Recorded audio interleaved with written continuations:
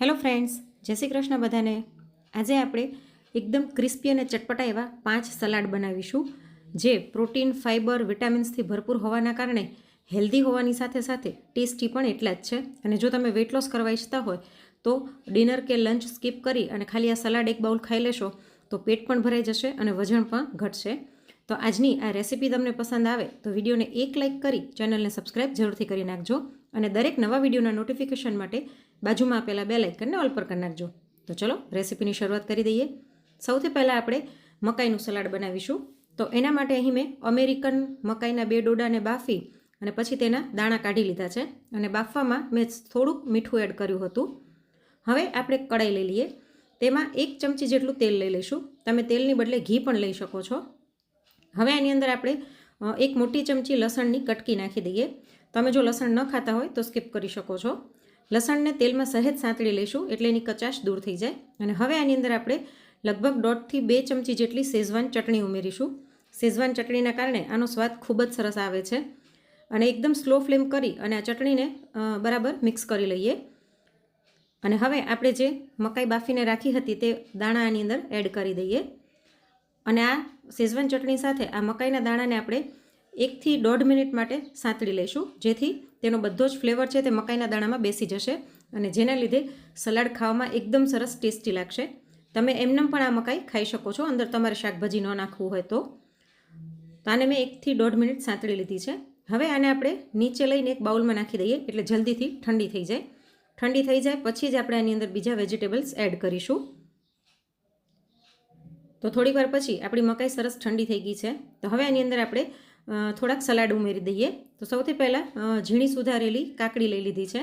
અહીં મેં ખીરા કાકડી લીધી છે. તમે કોઈ પણ દેશી કાકડી પણ લઈ શકો છો. સાથે ઝીણી સુધારેલી ડુંગળી. બધું જ મેં અહીં અડધી વાટકી જેટલું લીધું છે. તમે તમારી ચોઈસ પ્રમાણે વધારે ઓછું કરી શકો છો. સાથે અડધી વાટકી ઝીણું સુધારેલું ટમેટું અને અડધી વાટકી ઝીણું સુધારેલું કેપ્સિકમ નાખી દીધું છે. 2 ચમચી જેટલી કાચી કેરીની કટકી નાખી છે. અહીં કેરી નાખવી ઓપ્શનલ છે, તમારે ન નાખવી હોય તો સ્કીપ કરી શકો છો. તેની સાથે ક્રન્ચી ટેસ્ટ દેવા માટે 1 મુઠ્ઠી ખારી શીંગ નાખી દઈશું, જેના મેં ફોતરા હટાવી દીધા છે. આ સલાડમાં મેં કેપ્સિકમ લીધું છે. તમને જો કેપ્સિકમ કાચું ન ભાવતું હોય તો આપણે મકાઈ જ્યારે સાંતળી ત્યારે એની સાથે તમે કેપ્સિકમ નાખીને થોડુંક સાંતળી પણ શકો છો. હવે આની અંદર અડધી વાટકી ઝીણી સુધારેલી કોથમીર અને 1 મુઠ્ઠી જેટલા દાડમના દાણા નાખી દઈશું. દાડમના દાણા નાખવાથી ટેસ્ટ ખૂબ જ સરસ આવે છે. સાથે થોડુંક મીઠું નાખીશું. આપણે મકાઈ બાફવામાં તો એડ કર્યું હતું, ખાલી સલાડ પૂરતું જ મીઠું એડ કરવાનું છે. તેની સાથે અડધી ચમચી ચાટ મસાલો અને 1 નાની ચમચી કાળા મરીનો ભૂકો નાખી દઈશું. કાળા મરી પણ એકદમ સરસ દીપન અને પાચન છે એટલે જરૂરથી એડ કરવાના. સાથે થોડોક લીંબુનો રસ નાખી દઈશું. લીંબુનો રસ નાખવો ઓપ્શનલ છે, તમને ન ગમતો હોય તો સ્કીપ કરી શકો છો. અને હવે આ બધાને બરાબર મિક્સ કરી લઈએ. આપણે બધા જાણીએ છીએ કે મકાઈ છે તે ફાઇબર, પ્રોટીન અને વિટામિન્સથી ભરપૂર છે અને સાથે આપણે ઘણું બધું શાકભાજી પણ એડ કર્યું છે. તો એકદમ હેલ્ધી અને ખાવામાં ટેસ્ટી અને ક્રિસ્પી એવું આપણું સલાડ તૈયાર થઈ ગયું છે. આને આપણે એક પ્લેટમાં સર્વ કરી દઈએ અને ઉપરથી થોડીક કોથમીર નાખી દઈશું. તો આવી રીતના તમે એક પ્લેટ સલાડ ખાઈ લેશો તો જમવાની પણ જરૂર નહીં પડે. તો હવે આપણે નેક્સ્ટ બનાવીશું દેશી ચણાનું સલાડ. એના માટે અહીં મેં 1 બાઉલ ચણાને રાત્રે જ પલાળી દીધા હતા અને સવારે થોડુંક મીઠું નાખીને ચણા બાફી લીધા છે અને એકદમ સરસ ચણા બફાઈ ગયા છે. અને કાણાવાળા વાટકામાં નાખીને તેનું બધું પાણી મેં નિતારી લીધું છે. હવે અહીં મેં 3 થી 4 ચમચી જેટલું ગોળવાળું પાણી લીધું છે, જેની અંદર મેં અડધી ચમચી આમચૂર પાવડર નાખ્યું છે. એટલે એકદમ સરસ ખાટું મીઠું આ પાણી છે. તમે આની બદલે ઘરમાં ખજૂર આંબલીની કે ગોળ આંબલીની ચટણી પડી હોય તો તે પણ 4 ચમચી જેટલી લઈ શકો છો. હવે આની અંદર આપણે બધા મસાલા એડ કરી દઈશું. ચપટી મીઠું નાખીશું, કેમ કે ચણા બાફવામાં પણ મીઠું નાખ્યું હતું. સાથે 1 ચમચી ધાણા જીરું, 1 ચમચી લાલ મરચું પાવડર, ચપટી હિંગ નાખી દઈશું અને ચપટી હળદર નાખી દઈએ. અને હવે આ બધા જ મસાલાને બરાબર મિક્સ કરી લઈશું. તો આપણું ડ્રેસિંગ તૈયાર થઈ ગયું છે. હવે આનો પણ આપણે એક વઘાર કરવાનો છે. તેના માટે અહીં મેં નાનકડી કડાઈ લઈ લીધી છે. એમાં 1 નાની ચમચી જેટલું તેલ લઈ લઈએ. અહીં તમે તેલની બદલે ઘી પણ લઈ શકો છો. તેમાં અડધી ચમચી જીરું નાખી અને તરત જ આપણે જે ડ્રેસિંગ તૈયાર કર્યું હતું તે એડ કરી દઈશું. ગેસની ફ્લેમ એકદમ સ્લો રાખવાની છે અને તેલમાં આ બધા જ મસાલાને સહેજ સાંતળી લઈશું, જેના કારણે સલાડનો ટેસ્ટ ખૂબ જ સરસ આવશે. અને હવે આની અંદર આપણે ડુંગળી નાખી દઈએ. તો અહીં મેં 1 વાટકી જેટલી ડુંગળીને લાંબી સુધારીને લઈ લીધી છે. તમે ઈચ્છો તો તેલમાં જીરું નાખીને તરત ડુંગળી એડ કરી શકો છો, પણ એમાં ડુંગળીનો વઘાર કર્યો હોય એવો ટેસ્ટ આવે, જ્યારે આમાં એવો નહીં આવે. એટલે મેં પહેલાં ડ્રેસિંગ એડ કરીને પછી ડુંગળી એડ કરી છે.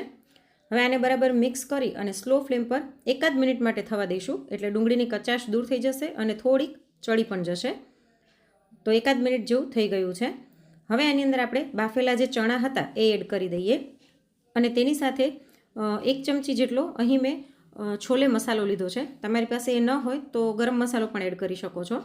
અને સ્લો ફ્લેમ પર આ બધા જ મસાલા સાથે ચણાને આપણે 1 થી 2 મિનિટ માટે સાંતળી લઈશું, જેથી ચણામાં બધો જ ફ્લેવર બેસી જશે અને ખાવામાં ખૂબ જ ટેસ્ટી લાગશે.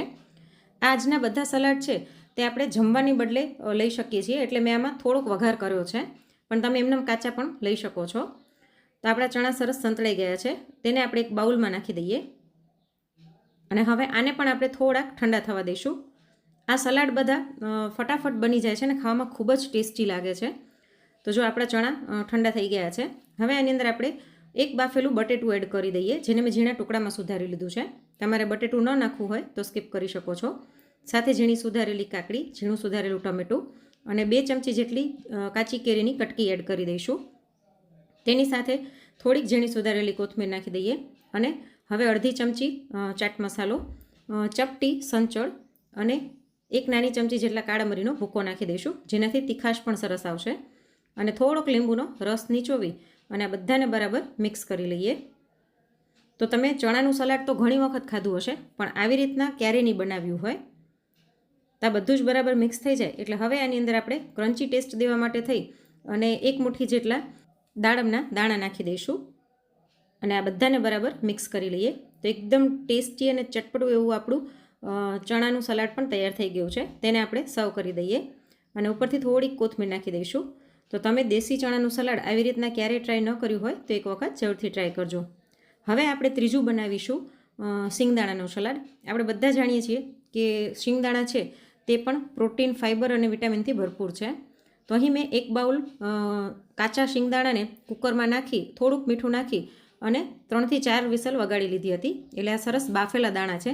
આ મીઠાવાળા બાફેલા દાણા એમને પણ ખાવામાં એટલા જ સરસ ટેસ્ટી લાગતા હોય છે. તો હવે આનું સલાડ બનાવવા માટે થઈ અને આપણે એક બાઉલની અંદર આ દાણા એડ કરી દઈએ અને તેની સાથે ઝીણી સુધારેલી ડુંગળી, ઝીણી સુધારેલી કાકડી, ઝીણું સુધારેલું ટમેટું બધું જ મેં અડધી વાટકી લીધેલું છે. આ બધા જ સલાડમાં શાકભાજી તમે તમારી ચોઈસ પ્રમાણે વધારે ઓછા કરી શકો છો અને તમારી પાસે જે હાજર હોય તે એડ કરી શકો છો. સાથે 2 ચમચી જેટલી ઝીણી સુધારેલી કેરીની કટકી અને અડધી વાટકી જેટલી ઝીણી સુધારેલી દ્રાક્ષ એડ કરી દઈશું. દ્રાક્ષ મીઠી હોય તેવી લેવાની, જેથી ટેસ્ટ સરસ આવશે. ખાટી દ્રાક્ષ નહીં લેવાની. હવે આની અંદર થોડીક કોથમીર નાખી અને આ બધાને બરાબર મિક્સ કરી લઈએ. શિંગદાણા બાફેલા હોવા છતાં પોતે જ જરાક ક્રન્ચી લાગે છે, ક્રિસ્પી, ખાવામાં મજા આવે છે. એટલે આની અંદર આપણે બીજું કંઈ એડ કરવાની જરૂર નહીં પડે. ચપટી મીઠું, ચપટી ચાટ મસાલો, અડધી ચમચી ચીલી ફ્લેક્સ નાખી દઈશું. ચીલી ફ્લેક્સ નાખવા ઓપ્શનલ છે.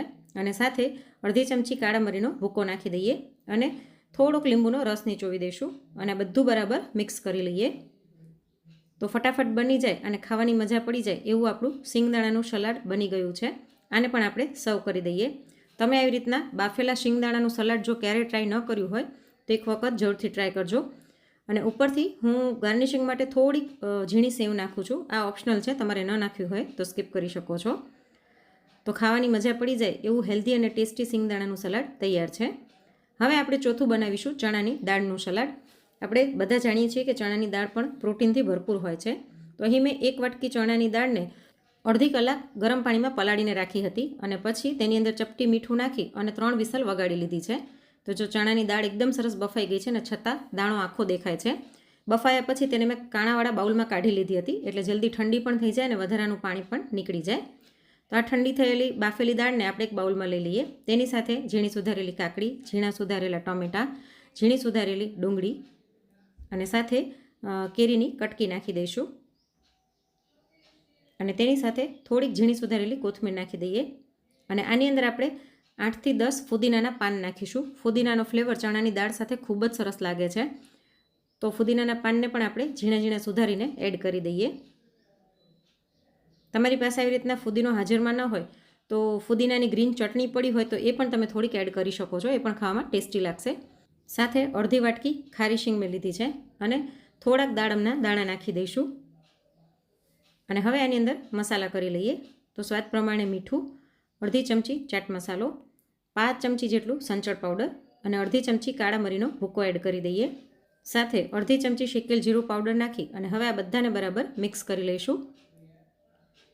તો એકદમ ટેસ્ટી, હેલ્ધી અને ચટપટું એવું આપણું ચણાની દાળનું સલાડ બનીને તૈયાર થઈ ગયું છે. આને પણ આપણે સર્વ કરી દઈએ. તો જો તમે વેટ લોસ કરવા ઈચ્છતા હો તો રેગ્યુલર બપોરે લંચ સ્કીપ કરી અને આ સલાડ લેશો તો પેટ પણ ભરાઈ જશે અને વજન પણ ઘટશે. અને તમે ગરમીમાં જો ખાવાનું ન ભાવતું હોય તો પણ આ સલાડ લઈ શકો છો. હવે આપણે છેલ્લે બનાવીશું મગનું સલાડ. કહેવાય છે કે જે ખાય મગ એના ચાલે પગ. તો આપણે મગનું એકદમ ટેસ્ટી સલાડ બનાવીશું. તો અહીં મેં મગને 1 કલાક પહેલાં ગરમ પાણીમાં પલાળી દીધા હતા અને મગ સરસ પલળી ગયા છે. હવે આપણે કુકરમાં 1 નાની ચમચી ઘી લઈ લઈશું. તેની અંદર ચપટી જીરું નાખી દઈએ અને સાથે લસણ, આદું, મરચાં અને લીમડો મેં લીધો છે. તો 5 થી 6 લીમડાના પાનને ઝીણા સુધારી લીધા છે. અડધી ચમચી આદુની કટકી, અડધી ચમચી લસણની કટકી અને 1 મરચાંની કટકી લઈ લીધી છે. આ બધાને સ્લો ફ્લેમ પર આપણે સહેજ સાંતળી લઈશું. આમાં પણ તમે જો લસણ ન ખાતા હોય તો સ્કીપ કરી શકો છો. અને હવે આની અંદર જે પલાળેલા મગ હતા તે એડ કરી દઈએ. આપણે જે પલાળેલું પાણી હતું તે અંદર નથી એડ કરવાનું. મગ નાખી અને મગને પણ આપણે થોડીક વાર માટે સાંતળી લઈશું. અને હવે આની અંદર સ્વાદ પ્રમાણે મીઠું અને ચપટી હળદર નાખી દઈએ. અને સાથે 2 થી 3 ચમચી જેટલું જ પાણી એડ કરીશું. બહુ વધારે પાણી નથી એડ કરવાનું. અને આને બરાબર મિક્સ કરી અને કુકરનું ઢાંકણું બંધ કરી અને મીડિયમ ફ્લેમ પર આપણે 2 વિસલ વગાડવાની છે. કેમ કે આપણે મગનો દાણો સલાડમાં નાખવાનો છે એટલે એકદમ મેશી ન થઈ જાય તેનું ખાસ ધ્યાન રાખવાનું. તો 2 વિસલ થઈ જાય પછી કુકરને ઠંડુ થવા દઈશું. તો અહીં આપણું કુકર ઠંડુ થઈ ગયું છે અને જો આપણા મગનો દાણો આખો દેખાઈ રહ્યો છે અને આપણે ચેક કરી લઈએ કે સરસ મગ બફાઈ પણ ગયા છે. તો હવે આની અંદર થોડું ઘણું પાણી છે એ આપણે નિતારી લઈશું અને ત્યાર પછી આને એક બાઉલમાં લઈ લઈએ. તો આવી રીતે મગનો વઘાર કરી અને સલાડ ખાઈએ ને તો ખાવામાં ટેસ્ટી લાગતા હોય છે. અને ઘણાને એમનેમ કાચા ફણગાવેલા મગ ભાવતા પણ નથી હોતા. તો તમે આવી રીતના સલાડ ટ્રાય કરી શકો છો. હવે આની અંદર ઝીણી સુધારેલી કોબી, ઝીણી સુધારેલું ટમેટું, ઝીણી સુધારેલી કાકડી, ઝીણી સુધારેલી ડુંગળી એડ કરી દઈએ અને સાથે 2 ચમચી ઝીણી કાચી કેરીની કટકી નાખી દઈશું. થોડીક ઝીણી સુધારેલી કોથમીર નાખી અને ચપટી મીઠું નાખી દઈએ. આપણે મગમાં તો નાખ્યું જ હતું એટલે સાચવીને એડ કરવાનું. સાથે 1 નાની ચમચી ચાટ મસાલો અને 1 નાની ચમચી કાળા મરીનો ભૂકો નાખી દઈશું.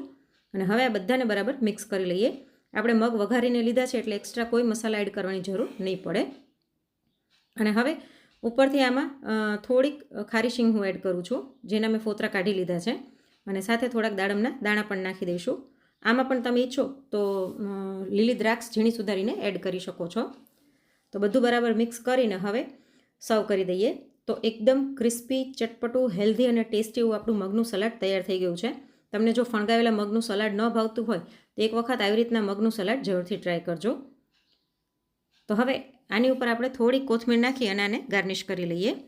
તો આજના આ બધા સલાડની રેસિપીમાંથી તમને કયું સલાડ સૌથી વધારે ગમ્યું અને તમે કયા શહેરમાંથી મારા વિડીયો જોઈ રહ્યા છો તે મને કોમેન્ટ કરીને જરૂરથી જણાવજો.